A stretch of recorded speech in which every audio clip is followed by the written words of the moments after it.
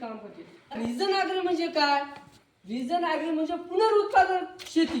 आता पुनरुत्पादक शेती म्हणलं तर आपल्या भाषेत म्हणलं तर जी शेतीमध्ये आहे, जे आपण टाकाऊ पदार्थ आहेत, उदाहरणार्थ टाकाऊ पदार्थ काय, कापसाची पाठी आहे ते आपण फुकून देतो, मग त्याच्यापासून बायोचार कसा करावा आणि कोळसा करून ते खत कसं तयार करून आपल्या पिकाला द्यावं, हे करण्याचं काम ही कंपनी करते.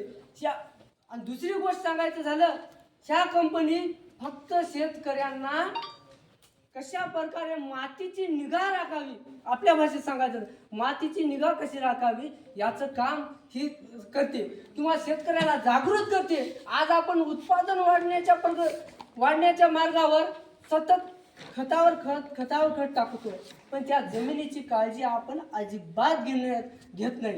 कारण का? आपल्याला उत्पन्न वाढवायचं आहे.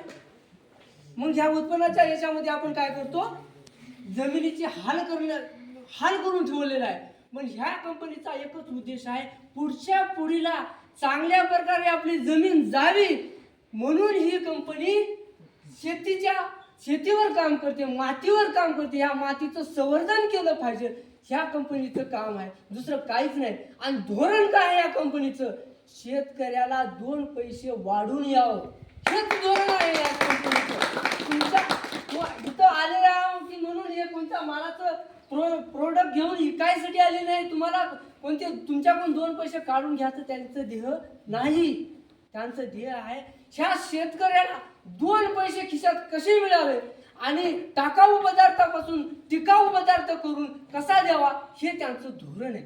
आज आपण गुणाकर साहेबाच्या शेतामध्ये कार्यक्रम ठेवण्याचं कारण एक आहे, याने 5 वर्षापासून हा शेती संवर्धनाचं काम करायला आहे.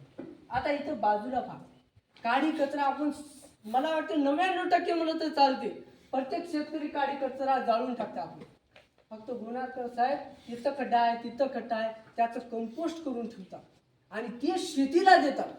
हे काम हे बघा, तुम्ही इथं आल्या म्हणजे आमचा कार्यक्रम अर्धा पूर्ण झालेला आहे, कारण ही शेती बघण्यासाठी म्हणून इथं कार्यक्रम केलेला आहे. दुसरी गोष्ट आहे काय, आज आपल्याला प्रत्येकाला बघा ढोर नकोच आहे, कोणालाच नको.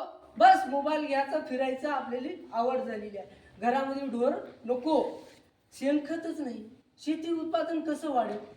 टाकला युरिया, टाकला DAP, टाकलं खत, तुम्ही किती दिवस टाकणार आहात? टाकून त्या जमिनीची पोत खराब होऊन चालली आणि पुढच्या पिढीला ती जमीन पुढच्याच वर्षी ती सारखं खत टाकल्याने ती जमीन उतार देत नाही. मग ही कंपनी दुसरं काही करत नाही, जमिनीची निगा राखा तुम्ही, हेच सांगण्याचं काम ही कंपनी करते. आणि मग आता ह्या कंपनीचं ध्येय काय? या कंपनीचं ध्येय एकच आहे, शेतकऱ्याला जागृत करण्याचं काम